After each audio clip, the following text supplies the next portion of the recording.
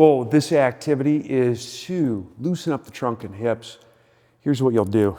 You'll want to either get 2 yoga blocks, or in this case, I got a yoga block and an ab mat. I'm going to have one over the top of the pelvis. Other one's going to be on the side of the rib cage like so.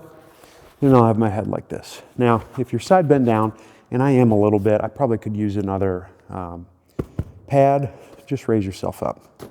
Now this sandbag, book bag, something like that, it's going to go on top of your body like so. You're just going to hold it here. Not going to like squeeze hard. You're going to be pretty relaxed.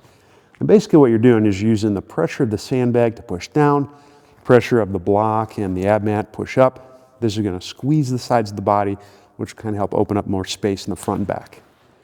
You're simply going to chill in this position. Slow breath in through the nose.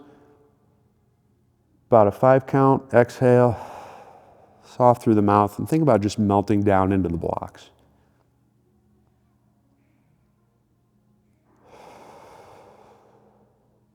And that's how it's done.